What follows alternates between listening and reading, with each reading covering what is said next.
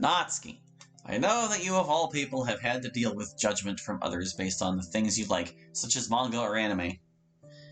It's no different for Yuri. Her writing style is unique just like yours, but I think deep down you both share more in common than you realize.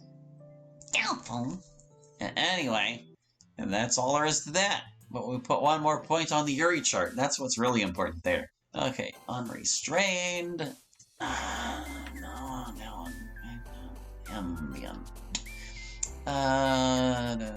see. I'm trying to be sporting about this, even though I turned on like the little cheaty thing you do for like helping me identify the words. Wrath, sure. Was Adventure her? No, Adventure Sayori. Not all long words are Yuri words. Oh wait, raindrops are her, inexplicably. It doesn't really seem like a Yuri word to me. But, you know, vivacious definitely is. Unrequited is not.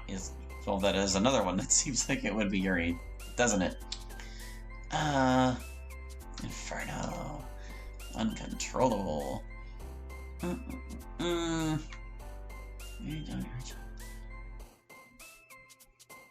don't think any of these are Yuri words. I'm gonna go with manipulation.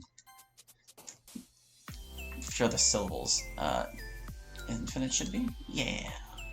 How's about, I think, electricity?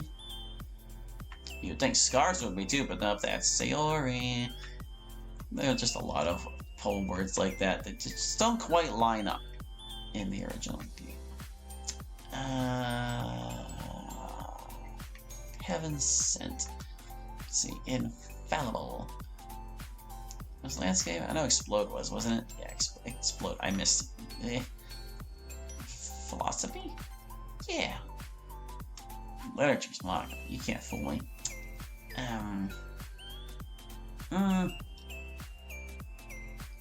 Spies? Yeah. And horror? Yep. Contamination. One more to round it out. Extraordinary is apparently Sayori. Oh well. I think Destiny is a new one. Nope, it was Yuri. Whenever you play enough mods that like add poem words, it gets difficult keeping track of what ones were always there and which ones are new. Get your own stuff, Sayori. Get out of here. Hey, Yuri. Yuri barely acknowledges me, being deeply engrossed in her book. I recognize the book immediately as the one we're currently reading, except she seems to be much farther ahead in it. Oh, I don't think I'm quite to that point in the book yet. Yuri finally glances up at the voice speaking to her, only to look back down at the book and then back at me. Finally putting two and two together, she sits upright in her chair, looking a tad off guard. Oh, no, I wasn't. I mean, this isn't... She stammers through her words for a moment before I gently sit down next to her and smile. Yuri, it's okay if you did. I'm not upset or anything. Finally, she calms herself, pausing for a moment to take a deep breath and tries again. Actually, I've already read the book a few times. It's one of my favorites after all. I just wanted to read ahead a bit to make sure I remembered any subtle nuances that we might be able to discuss together. Subtle nuances? Yuri nods. This author is notorious for laying out subtle clues on the groundwork of a larger plot. It's not just foreshadowing, but also quietly connecting a larger universe. Interesting. So you mean that this book is actually more than just a standalone story, but rather one that is connected in some way to others? Yuri smiles and nods once again in agreement. But it's not something you might pick up on if you haven't read their other books. So you see, I wanted to make sure I could point some of them out to you in case you decide that this book wasn't something you'd be interested in or wanted to read more from the author. Well, I certainly enjoy what I've read so far, but I think it's still too early to tell whether or not I would want to read their other works. I suppose that's true. So you are enjoying it then? Oh, definitely. I find it pretty engaging, and there's a lot of mystery as to who is really pulling the strings. You have your typical dark, shadowy figure, the cult that surrounds them doing their bidding, and the protagonist whose past seems equally shady. Of course, I want to know where it all goes. Yuri seems pleased by the enthusiasm. Or my enthusiasm. Well, in that case, do you want to continue where we left off, or coming up to a part that might answer some of those questions? You bet. With that, we push the desks together and begin reading just as we did before. At this point, we have the reading in tandem part down with each of us moving in sync with holding and turning the page from each side. Though something seems different from yesterday. I feel my heart racing a little bit. Not only that, Yuri seems to be sitting closer. I can feel the side of her arm resting against my shoulder. I try to push it out of my mind since she may not even be aware of it. I refocus my efforts on the page before me, and before long we come to the close of the chapter. Close. I can read words. I can hear her quietly take a deep breath, as if mentally preparing to say or do something she'd been wrestling with in her mind. Before I can even close the book with my left hand, however, I notice her raise her own from her lap. She quietly and gently reaches over to my side of the book and carefully grasps it in order to close it. A task which I had been doing up to this point as part of our unspoken arrangement. In just a moment, her hand lingers over mine. Time seems to completely stand still in that moment, the feeling of her soft, delicate hand as it's laid partially on top of mine. The way the sunlight kisses the top of her head, bathing her in a soft glow. A sweet, smelling aroma wafts across the air. I vaguely noticed it when we first sat down, but it never fully registered until now. It smells like flowers, undoubtedly a lilac-scented perfume. Why haven't I noticed it before? Was she always wearing this perfume? Before I know it, the moment is gone, and she gently closes the book and clasps her hands together before her on her desk. So, what did you think, Hallie? Of... That last chapter was pretty heavy in plot, so did it answer some of your questions? I snapped myself out of it. I'm looking way too much into this. Yeah, I think so. Well, it definitely answered a couple of them, but I think it ended up raising more questions than answering them. Oh, like what? Yuri asks me almost as if she's genuinely unsure, but I get the feeling she knows exactly what questions I have and just wants to see if she's right. Well, for one thing, although it does answer the question about what they were doing in the prison, it just begs the question of why. Like, if their purpose was to create the perfect being, what was the end goal? Didn't they realize that their own creation would surpass them if they were successful? And if it was so heavily guarded, how did the prisoner escape? You'll just have to keep reading to find out. Coy as always, Yuri flashes a smile at me before putting the book away. Fair enough. It's not long after that when Monica summons everyone to the front. Who's first? Yuri. Let's see what you've written for today. Metamorphosis. Or Jeff.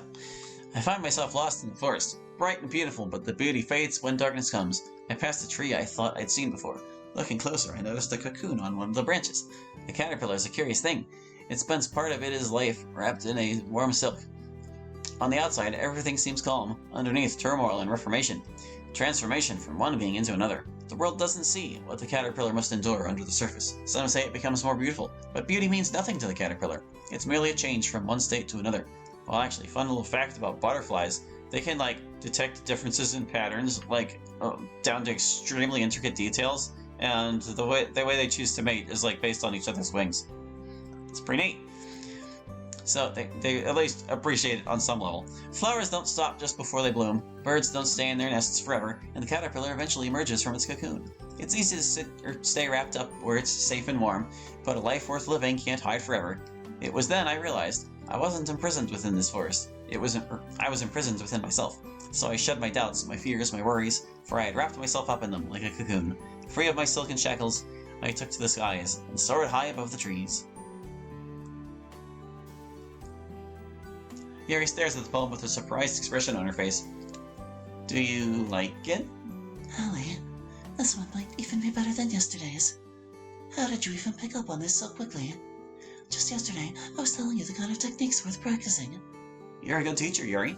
I really wanted to try giving it more imagery. Yuri looks visibly nervous. Even her hands appear sweaty. I'm just not used to... It's okay, Yuri. Take your time. Yuri noticeably relaxes and takes a deep breath. It's clear that I've caught her off guard and she needs time to collect her thoughts. Sorry, thank you for being patient with me. I guess I'm just not used to being appreciated in this way. Hearing this almost breaks my heart. She clearly has a lot to offer, but her own anxiety and self-doubt keep holding her back. Well, I'm sorry to hear that, because you deserve it. You really are very talented, Yuri. If I could summon even an ounce of that creativity, I'd consider myself lucky. Yuri fidgets and lowers her head. Huh? Yuri, I'm curious. Haven't you ever shared your poetry before? With anyone? Even just friends? Yuri looks ever so gently over towards Natsuki, before turning back to me, or rather her head lowered back in my direction. Not really. It's been a long time. Ah, I see. Well, you should do it more often. You have a real talent for it. Thanks, Hallie. Would you like to read my poem now? Yeah, of course. It's the raccoon. I'm not sure why I expected this to be any different, but I hit the skip button and we moved on. Oh god! Why though? There may have been some truth in that poem, but it's not like it's a problem or anything. Just something that piqued my curiosity once, and then again, a few times. I see. You think I'm crazy, don't you? I couldn't blame you. Whoa now, I never said or thought anything like that, Yuri. Yuri, I won't lie, it does make me concerned for you, but it's not something I have any right to judge you for either. We all have our coping mechanisms, whether it's for stress, anxiety, depression, or frustration. There are different ways to channel those feelings. I'm not a psychologist, nor a doctor, but I really think you should talk to someone about it. You could really end up permanently hurt. Yuri is starting to look deflated, as if she were being lectured. It certainly wasn't my intent to preach to her or anything, but since we've made this breakthrough, I really wanted to take advantage of this opportunity. Sorry, I didn't mean to come off all preachy. At the end of the day, I can't make you do anything, but Yuri, at the very least you can talk to me whenever you need to. Yuri looks up at me with a small smile. Thank you, Hallie. I appreciate that. Perhaps I'll take you up on that offer someday. I sincerely hope you do. Alright, well that was unexpected. Well, just throwing in jump scares. Well, to be honest, Hallie, it's not really one of my favorites. Oh, don't get me wrong, it's not bad. It's just that it's obvious it was intended for someone else. Well, I mean, is that bad? No, not at all. The metaphor of Yuri being like a caterpillar is a really apt one. Being trapped by her own anxiety in a cocoon made of warmth and comfort, but never spreading her wings. That isn't to say she has to necessarily become a social butterfly, though, either. Some people are just naturally more introverted, and there's nothing wrong with that. I get that. I just worry that there might be some experiences she's missing out on that she wouldn't otherwise by being more engaged. She seems to understand, I think, when she read it earlier. Well, try not to force it, Hallie. I don't have to remind you that Yuri has some pretty harmful coping mechanisms that she tends to resort to if she starts to feel overwhelmed. It's true. I'll try to keep that in mind, Monica. Thank you. My pleasure, Hallie. Monica hands me my poem back. But anyway... Yes, anyway. Alright, okay. She's gonna hate it. Natsuki's eyes drift downwards a little as she continues to stand there holding my poem. You know, she probably wouldn't. What? I didn't catch that. Nothing. Never mind. This is all right. It's the same as yesterday, but I'm guessing that's intentional. I mean, I just feel like this style is much... Just save it. You don't have to justify it or anything. But I swear if you hurt her, you'll be sorry. Huh? Hurt who? What are you talking about, Natsuki? Natsuki hands me back my poem.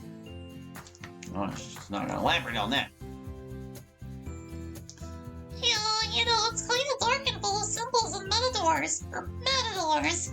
You mean full of symbolism and metaphors? Yeah, that's it. It's more closer to metaphor than symbolic, but I get what you mean. You don't need the more when you use an ER word. Anyway. Definitely reads the way she writes her poems. Just like I do with my poem, in fact. What's the context? I really like the use of symbolism in this one. Oh, okay. Thanks. Oh, go away. Be gone. Alrighty. Moving right along here. There's a whole lot to skip there. I guess I do like Yuri. This was the scene we did not see on Natsuki's route, but I went back for it for the previous thing. Well, she is in the same kind of literature that I'm into. Not to mention the fact that she's tall, dark, and brooding, which for some reason makes my heart pound. But there's also a quiet strength about her that I can't help admire. And I can certainly relate to the difficulties of social anxiety. I mean, she's quiet, but I can tell she has a lot she's passionate about. Isn't she so beautiful and smart? I suppose, but so are you. I mean smart, though not that you're not beautiful too, I just meant... I resign myself to defeat, knowing there's no salvaging that. To my surprise, however, Siri giggles. Oh, Hallie, you're so funny! Oddly enough, the conversation remains relatively light the rest of the way home. Siri seems in good spirits, but something also seems to be bothering her a little bit. We go our separate ways once we reach our street and wave goodbye. I still can't help but think that, or what prompted her question to begin with. Is she jealous of me getting close with Yuri? I'll have to make it a point to reassure her that no matter what, her friendship is important to me as well. With that, I head back inside to start work on my next poem. Alright, yeah, so that was about the same for Natsuki and Yuri. I'm not gonna read the thing. We already saw that one, okay? It's the same thing, dang it. Oops, that wasn't Yuri at all. Whoops, secret is Monica. Really? Creative too? I'm just not even trying at this point. What? Horror, philosophy, portrait, determination, starscape. Yeah. Nope, that's one. Heartbeat? That's Natsuki? Really? Huh. I'd have thought that would be like the Yuri counterpart to Doki Doki. Whatever. Infallible is here. Unstable is too. Frightening, is that Sayori? No, she's down with the frightening.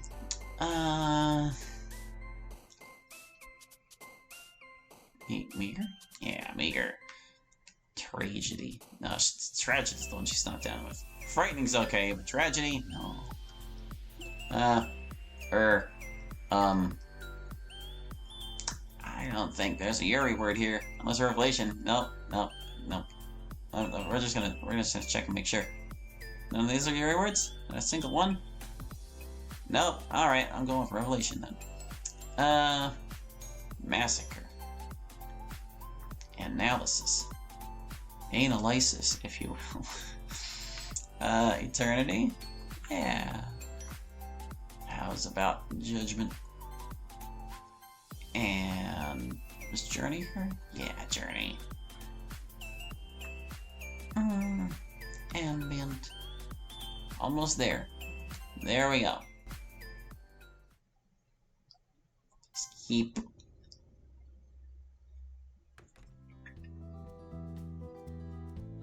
Final day already. My goodness.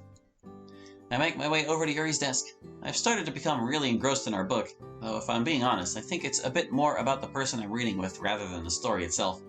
Yuri eagerly awaits me with a smile as she begins to pull the book out of her bag and preemptively moving 2 desks to their joined configuration. Hello, Polly. How are you doing today? Oh, I guess I can't complain. I mean, I could, but what good would it do, right? Yuri seems half confused, half concerned at first before realizing based on the expression on my face that I wasn't really being serious. Oh, yes, of course. Well, if you ever need to complain about anything, you're welcome to come to me. That is, I mean, if you want to, of course. Yuri gently fidgets with her hair as she looks down at her desk. I can't help but feel a warm sensation rush up to my face. Of course, same goes to you, Yuri. Thank you, Hallie. Just then, Natsuki lets out a loud groan. Will you two just get a room already? Jeez. Yuri stammers uncontrollably while I shoot Natsuki a death glare, which doesn't seem to faze her in the slightest. What? Just saying you guys keep acting lovey-dovey over some book and then talk about it loudly for all the world to hear. It's hard to concentrate trying to read my own stuff, you know? Natsuki, you have no sense of decorum? I also find it hard to believe Yuri would talk about anything loudly. I hope not, whatever that is. We'll try to keep it down, Natsuki, but you don't have to make things so weird. Next time, just let us know without all the weird insinuations. Whatever. Natsuki retreats back to the storage closet while Yuri stands there looking like she's about to shrink into herself like a black hole. I decide to get things back on track and turn to Yuri. Anyway, shall we continue where we left off? Yuri shakes her head. Actually, I was wondering if you'd like to read outside by the courtyard. Oh yeah, that's fine with me. Is it because of Natsuki? Yuri shakes her head again. I mean, not entirely. I figured it would be a refreshing change of pace, and I was going to suggest it anyway. But admittedly, it was also to give us an opportunity to discuss the book openly without disturbing the others, as Natsuki pointed out. I suppose that's true, though that didn't seem to bother her yesterday or the day before. I wonder what changed. Alright, well, lead the way then. Do you mind if we use your book today? My bag is rather full. Oh yeah, no problem. I still have it in my bag. Yuri smiles and thanks me as we gather up our bags and head outside.